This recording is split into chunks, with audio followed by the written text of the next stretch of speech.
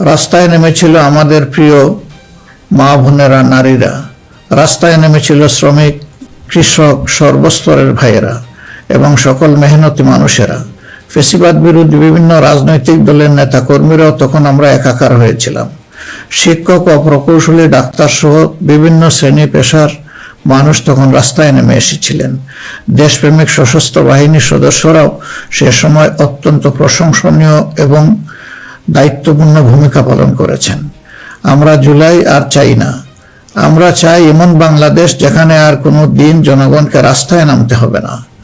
আমাদের বুঝতে হবে জুলাই কেন হয়েছিল। জুলাই হয়েছিল একটা বৈষম্যহীন বাংলাদেশের জন্য। জুলাই হয়েছিল একটা কালো রাজনৈতিক ধারার পরিবর্তনের জন্য। যুগের পর যুগ ক্ষমতা কুক্ষিগত ছিল পরিবারতন্ত্রের হাতে, নির্দিষ্ট গোষ্ঠীর হাতে। সেখান থেকে মুক্তির জন্য বিশেষ করে 2009 সাল থেকে জাতির উপর এমন এক শাসক গোষ্ঠী চেপে বসে যারা মানবাধিকার, ভোটাধিকার সহ সকল গণতান্ত্রিক অধিকার কেড়ে নেয় এবং গণতান্ত্রিক প্রতিষ্ঠানগুলোকে ধ্বংস করে ফেলে। গুম, বিচার বহির্ভূত হত্যা, আয়নাগর প্রতিষ্ঠার মাধ্যমে জনগণের উপর নিপীড়ন চালায়।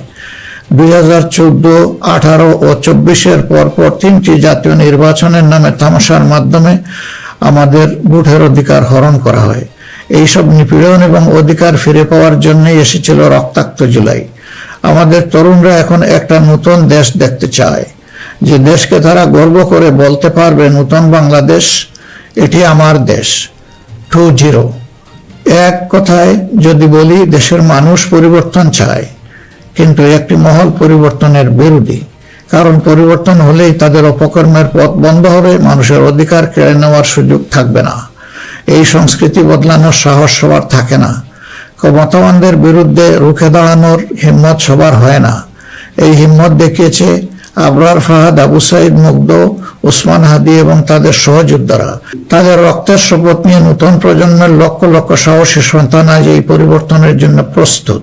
এই দেশ আমাদের সময়ের এই সাহসী সন্তানদের হাতেই তুলে দিতে চাই। কারণ বাংলাদেশের ভবিষ্যৎ এই তরুণরাই রচনা করবে। এই তরুণরা পরিশ্রমী, তরুণরা সাহসী, তারা মেধাবী। এই তরুণরা এই পরিবর্তনকে ভালোবাসে। তরুণরা নতুনকে আলিঙ্গন করে, সত্য বলতে দ্বিধাবোধ করে না, প্রযুক্তি বুঝে এবং সামনে এগিয়ে নিয়ে যেতে জানে। তারাই পারবে নতুন বাংলাদেশ গড়ে দিতে।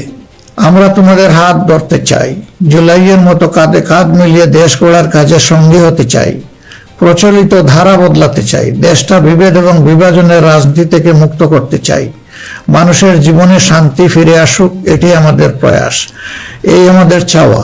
সবাইকে নিয়ে ঐক্যের বাংলাদেশ গড়তে চাই।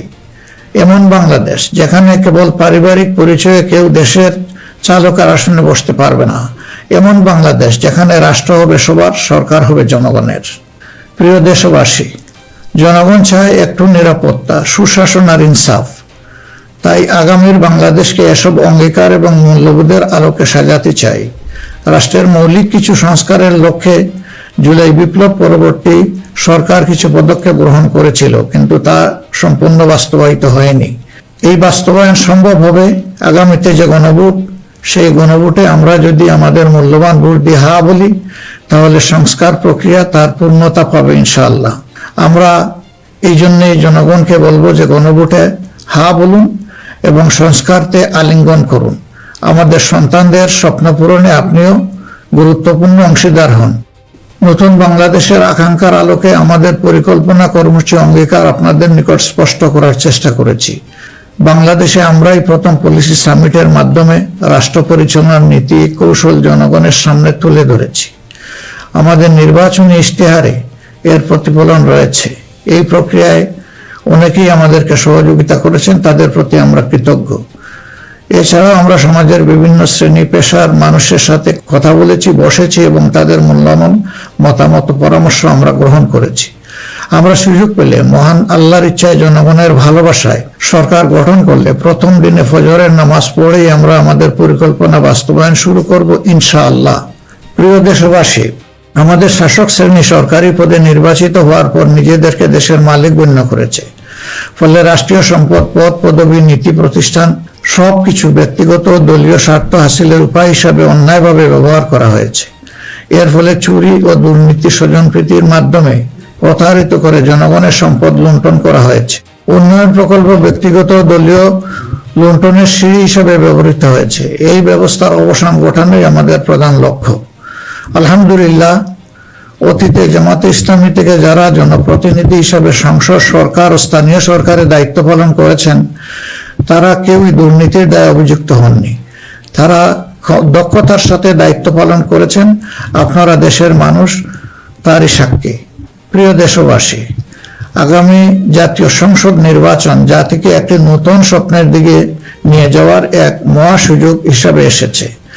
যেসব সমস্যা আমরা বিগত দিনে সমাধান করতে পারিনি, যে লুটেরা গোষ্ঠীকে আমরা নিয়ন্ত্রণ করতে পারিনি, সেসব সমস্যার সমাধান এবং লুটেরা গোষ্ঠীর নিয়ন্ত্রণের সুযোগ হচ্ছে আগামী নির্বাচন। তাই জনগণকে ঠিক করতে হবে, আমরা আমাদের নিজেদের জন্য, আমাদের তরুণ প্রজন্মের জন্য, আমাদের নারীদের জন্য, বয়স্ক মানুষের জন্য, প্রান্তিক জনপদের জন্য, শ্রমিকের জন্য, উদ্যোক্তাদের জন্য কোন বাংলাদেশ চাই। আমাদেরকে প্রশ্ন করতে হবে, আমরা কি সমাজে শৃঙ্খলা প্রতিষ্ঠা করতে চাই? আমরা কি নিয়ম নীতি শান্তির রাষ্ট্র প্রতিষ্ঠা করতে চাই? আমরা কি উন্নত দেশ হতে চাই? আমরা কি শোষণ, জুলুম, দুর্নীতি, চাঁদাবাজ মুক্ত রাষ্ট্র চাই? আমাদেরকে ভাবতে হবে, আমরা কি রাষ্ট্রীয় প্রতিষ্ঠানকে জবাবদিহিতার আওতায় আনতে চাই? যোগ্যতা ও সততাকে সরকারি পদের জন্য মৌলিক শর্ত করতে চাই? আমরা কি আমাদের জাতীয় সক্ষমতা ও সৃজনশীলতা বৃদ্ধি করতে চাই? এসব বিষয়ে যদি আমরা ইতিবাচক পরিবর্তন দেখতে চাই, তাহলে আমাদেরকে আগামী নির্বাচন নিয়ে নৈতিকভাবে ভাবতে হবে। রাজনৈতিকতার ফুলঝুরির বাইরে এসে বাস্তবতার আলোকে সৎ ও দক্ষ নিষ্ঠাবান নেতৃত্ব প্রতিষ্ঠা করতে হবে। প্রিয় ভাই ও বোনেরা, আমরা আমাদের নির্বাচনী ইশতেহারে বলেছি যে আমাদের স্বপ্নের বাংলাদেশ তৈরির জন্য 5টি বিষয়ে হা এবং 5টি বিষয়ে না বলতে হবে। সততা, ঐক্য, ইনসাফ, দক্ষতা ও কর্মসংস্থানকে আমরা হা বলতে বলেছি, কারণ এসব মৌলিক শর্ত ছাড়া বৈষম্যহীন, উন্নত, নৈতিক, মানসম্পন্ন বাংলাদেশ প্রতিষ্ঠা সম্ভব নয়। পাশাপাশি দুর্নীতি, ফ্যাসিবাদ, আধিপত্যবাদ, বেকারত্ব, চাঁদাবাজিকে স্পষ্ট না করতে বলেছি। প্রিয় দেশবাসী, বাংলাদেশ আয়তনে ছোট্ট কিন্তু জনসংখ্যার দিক থেকে একটি বড় দেশ। এই জনসংখ্যাকে অনেকে সমস্যা হিসেবে বিবেচনা করলেও আমরা মনে করি এটি আল্লাহর নিয়ামত এবং এক বড় সম্পদ। তাই আমাদের জনসংখ্যাকে জনশক্তিতে রূপান্তর করতে হলে নীতি এবং নৈতিকতা ভিত্তিক রাজনীতির বিকল্প নেই। সমাজে নীতি, নৈতিকতা, শৃঙ্খলা, জবাবদিহিতা প্রতিষ্ঠা করা ছাড়া কোনো জাতি এগোতে পারেনি, আমাদের পক্ষে অসম্ভব না। যে সমাজে নারীর মর্যাদা রক্ষা করতে পারে না, সেই সমাজ কখনো সমৃদ্ধ হতে পারে না। আমরা ক্ষমতায় এলে নারীরা কেবল ঘরের ভেতরে নয়, সমাজের মূলধারার নেতৃত্বে থাকবেন সগৌরবে। কর্পোরেট জগৎ থেকে রাজনীতি, সবখানে তাদের মেধার মূল্যায়ন হবে কোনো বৈষম্য ছাড়াই। আমরা এমন এক দেশ গড়ার প্রতিশ্রুতি দিচ্ছি যেখানে কোনো মা, বোনকে, মেয়েকে নিরাপত্তাহীনতায় ভুগতে হবে না। আপনাদের অধিকার রক্ষার লড়াইয়ে আমাদের সঙ্গী হন। একটি উন্নত আধুনিক দেশ গড়ার কারিগর হিসাবে আমাদের নির্বাচিত করুন। প্রিয় দেশবাসী, আমরা মনে করি সমাজে ন্যায় বিচার ও ইনসাফ প্রতিষ্ঠা করতে হলে সকলকে মর্যাদা দিতে হবে এবং সকলের মানবাধিকার সুরক্ষা করতে হবে। সকল পরিচয় নির্বিশেষে আমরা অঙ্গীকার ব্যক্ত করছি যে একটি মানবিক উন্নত দেশ গড়ার জন্য দলমত নির্বিশেষে সকলের মান, ইজ্জত, অধিকারের সুরক্ষা দিব ইনশাআল্লাহ। এই বাংলাদেশ মুসলমান, হিন্দু, বৌদ্ধ, খ্রিস্টান সবার। কেউ ভয়ের সংস্কৃতির মধ্যে বাস করবে না। যদি কেউ ধর্মীয় পরিচয়ের ভিত্তিতে আঘাত করার চেষ্টা করে, আমরা অতীতের মতো ভবিষ্যতেও তা প্রতিরোধ করব। প্রিয় দেশবাসী, আমাদের প্রত্যাশার বাংলাদেশ গড়তে হলে 3টি জায়গায় আমাদেরকে বিশেষ গুরুত্ব দিতে হবে।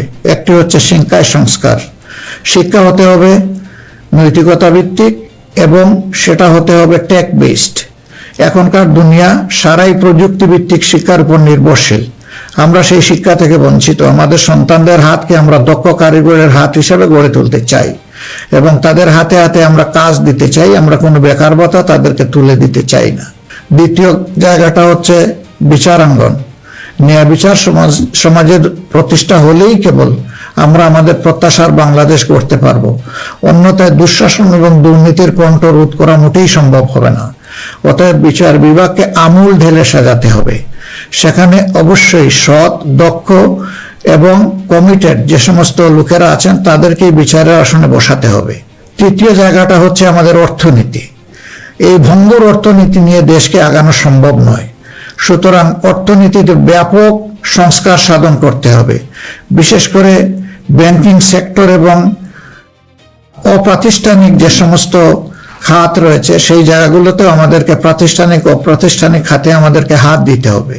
আমাদের ব্যবসাকে করতে হবে বিনিয়োগ বান্ধব। বিনিয়োগ বান্ধব হলেই দেশে কর্মসংস্থান তৈরি হবে এবং আমাদের বেকারত্ব দূর হবে। এই তিনটা জায়গায় আমাদের গুরুত্ব দেওয়া ছাড়া কোনো উপায় নেই। আমরা আশা করব দেশবাসী আমাদেরকে তাদের মূল্যবান ভোটের আমানত সমঝে দিয়ে আমাদের দেশকে প্রত্যাশার আলোকে গড়ে তোলার ক্ষেত্রে আমাদেরকে সহযোগিতা করবেন। সম্মানিত উলামায়ে কেরাম, একাধিক ধর্মের এ দেশ মুসলমানগণ সংখ্যাগরিষ্ঠ। তাই মুসলমান হিসাবে এটি আমাদের দায়িত্ব যে সমাজে ন্যায় বিচার ইনসাফ প্রতিষ্ঠা করা এবং সকলকে সুরক্ষা দেওয়া। এগুলো ইসলামের শাশ্বত আদর্শ। সকল মানুষের মৌলিক অধিকার নিশ্চিত করা আমাদের কর্তব্য। আল্লাহ তাআলা স্পষ্টত বলেছেন, ইন্নাল্লাহা ইয়া'মুরুকুম বিল আদলি ওয়াল ইহসান ওয়া ইতা'i যিল কুরবা ওয়া ইয়ানহা আনিল ফাহশাই ওয়াল মুনকারি ওয়াল বাগ। আমাদেরকে স্পষ্টভাবে আল্লাহ এই নির্দেশ দিয়েছেন। এ দায়িত্ব আমরা সকলে মিলেই পালন করব। তাবলিগি জামাত সহ ধর্মীয় মহলের ভাইদের প্রতি আমাদের আহ্বান, আপনারা দিনের জন্য যে মেহনত করছেন, দেশ গড়ার কাজেও আপনারা আমাদের সাথে গুরুত্বপূর্ণ ভূমিকা রাখবেন বলেও আমরা গভীরভাবে বিশ্বাস করি। আমরা অঙ্গীকার করছি ভবিষ্যতে কেউ আপনাদেরকে অন্যায়ভাবে বিভিন্ন বিশেষণে ট্যাগ দিয়ে নির্যাতন করার সুযোগ পাবে না। বিচার বহির্ভূতভাবে আপনাদেরকে আর হত্যা করার দুঃসাহস কেউ দেখাবে না। আমরা জানি অতীতে আপনাদের কোনো মানবাধিকার ছিল না। এ অবস্থার পরিবর্তন ঘটানো হবে নতুন বাংলাদেশের অন্যতম প্রধান লক্ষ্য। জাতীয় নীতি পদ্ধতিতে আপনাদের আনুষ্ঠানিক অবদান ও ভূমিকাকে জোরদার করা হবে। আন্তর্জাতিক মহল যারা আমাদের পরিচিত পরিচিত বন্ধু, তাদের সাথে আমাদের সম্পর্ক হবে সমমর্যাদা এবং সমতার ভিত্তিতে। আমরা অন্যের ভৌগোলিক অখণ্ডতাকে সম্মান করি এবং শ্রদ্ধা করি, তেমনি সকল দেশের সাথে বন্ধুত্ব প্রতিষ্ঠাকে অগ্রাধিকার দেব। তবে আমাদের জাতীয় স্বার্থ মর্যাদা, জাতীয় উন্নয়ন, অগ্রাধিকার আন্তর্জাতিক সম্পর্ক নির্মাণে প্রধান ভূমিকা রাখবে। বৈশ্বিক উন্নয়ন চ্যালেঞ্জ সমূহ, বিশেষত জলবায়ু পরিবর্তন নিরসনে আমরা সাধ্যমতো ব্যবস্থা গ্রহণ করব এবং তা হবে স্বচ্ছতার ভিত্তিতে পরিচালিত। নিপীড়নের শিকার হয়ে আশ্রয় নেওয়া রোহিঙ্গা জনগোষ্ঠীকে তাদের নিজ দেশে নিরাপদ এবং সম্মানজনক প্রত্যাবর্তনের জন্য সব ধরনের কূটনৈতিক তৎপরতা জোরদার করা হবে ইনশাআল্লাহ। প্রবাসী ভাই ও বোনেরা, জন্মভূমি থেকে হাজার মাইল দূরে অবস্থান করেও জুলাইয়ের অভ্যুত্থানে আপনারা গুরুত্বপূর্ণ ভূমিকা রেখেছেন। জেল জুলুমের শিকার হয়েছেন, ত্যাগ স্বীকার করেছেন।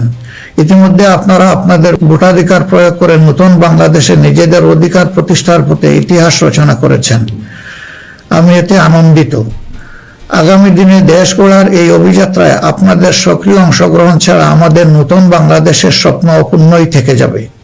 আমরা চাই প্রবাসীদের অধিকার এবং মর্যাদা রাষ্ট্রীয়ভাবে নিশ্চিত করতে। সে লক্ষ্যে এই প্রবাসীদের জন্য ভলান্টিয়ার প্রতিনিধি নির্বাচন করা হবে, যারা প্রবাসীদের বিভিন্ন সুযোগ সুবিধা, সেবা এবং সমস্যার বিষয়ে দূতাবাস বা হাইকমিশনের সাথে সরাসরি সমন্বয় করে প্রবাসীদের স্বার্থে উপদেষ্টা ও প্রতিনিধি হিসাবে কাজ করবে। তাছাড়াও বাংলাদেশের বাইরে যেখানে যেখানে সমস্যা রয়েছে, যেমন ইংল্যান্ডে ম্যানচেস্টার ফ্লাইট বন্ধ করে রাখা হয়েছে, আমরা কথা দিচ্ছি আর কোনো ফ্লাইট বন্ধ হবে না, বরঞ্চ পূর্বের চালু ফ্লাইটগুলো আমরা আবার ফিরিয়ে নিয়ে আসব। নিউ ইয়র্কে নতুন করে বাংলাদেশ ফ্লাইট ইনশাল্লাহ চালু হবে। এরকম দুনিয়ার যে যে জায়গায় এই ফ্লাইটগুলো চালু হওয়া দরকার তা আমরা নিশ্চিত করার ব্যাপারে বদ্ধপরিকর। দেশ আর পিছনের দিকে যাবে না, দেশ এগিয়ে যাবে সামনের দিকে ইনশাআল্লাহ। প্রবাসী ভাইয়েরা যখন বিদেশে মৃত্যুবরণ করেন তখন অত্যন্ত অসহায় অবস্থা তাদের লাশ উপেক্ষিত হয়। আমরা কথা দিচ্ছি যারা আমাদের রিমিটেন্স যোদ্ধা, তারা আমাদের গর্বের ধন। কেউ যদি আল্লাহর ইচ্ছায় বিদেশে ইন্তেকাল করেন, আমরা অত্যন্ত সম্মানের সাথে আমাদের কাঁধে করে তাদের লাশ দেশে বয়ে নিয়ে আসবো ইনশাআল্লাহ। আমাদের প্রবাসীরাও জাতীয় সংসদে আনুপাতিক হারে ইনশাআল্লাহ তাদের প্রতিনিধিত্ব আমরা নিশ্চিত করার পক্ষে। প্রবাসীদের সঙ্গত সমস্ত বিষয়গুলো আমরা গুরুত্বের সাথে বিবেচনায় নিয়ে দেশে যাতে কোনোভাবে তারা নিপীড়নের শিকার না হন তা আমরা নিশ্চিত করব ইনশাল্লাহ। প্রিয় দেশবাসী, নির্বাচনী প্রচারণা শুরু হওয়ার পর থেকে দেশের বিভিন্ন প্রান্তে আমরা গিয়েছি। আপনারা আমাদের সভা সমাবেশে যোগ দিয়েছেন, আমাদের কথা শুনেছেন। আপনাদের ভালোবাসা, অংশগ্রহণ ও সহযোগিতায় আমরা অভিভূত, আমরা মুগ্ধ। আমরা আপনাদের প্রতি চিরকৃতজ্ঞ। আমাদের নির্বাচনী প্রচারণা ও অন্যান্য কার্যক্রমে কেউ কষ্ট পেয়ে থাকলে আপনাদের কাছে আমরা ক্ষমা প্রার্থী। আগামী নির্বাচন সুষ্ঠুভাবে আয়োজন করা সকল রাজনৈতিক দলের নৈতিক দায়িত্ব। তাই আমাদের আহ্বান হবে নির্বাচনী আচরণ বিধিগুলোকে সম্মান জানানো এবং প্রতিদ্বন্দ্বী রাজনৈতিক দলের বৈধ অধিকারকে সম্মান করা।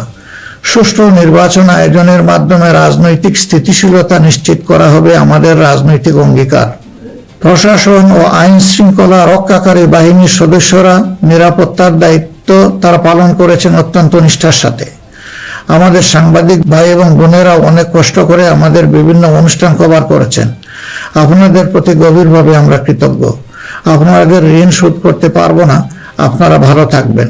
আমাদের দলের বিভিন্ন পর্যায়ের নেতাকর্মী, শুভাকাঙ্ক্ষী এবং নির্বাচনী জোটের নেতৃবৃন্দ কর্মীগণ নিরলস পরিশ্রম করে যাচ্ছেন, আর্থিক ত্যাগ করেছেন। শেরপুরে আমার ভাই রেজাউল করিম প্রতিপক্ষের নির্মম আঘাতে শাহাদাত বরণ করেছেন।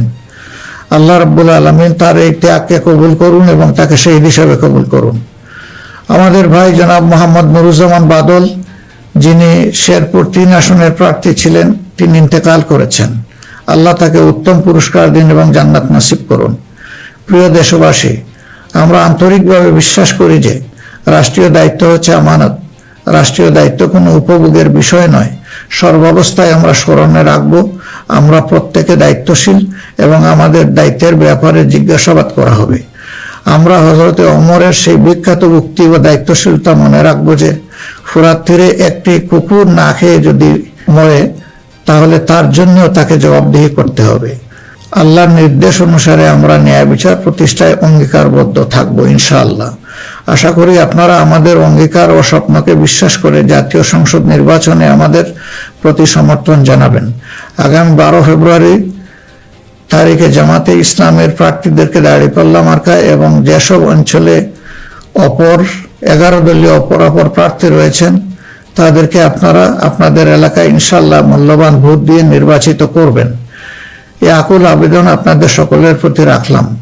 আল্লাহ পরিবর্তনের এক মহা সুযোগ আমাদেরকে এনে দিয়েছেন। আসুন সেটা কাজে লাগাই।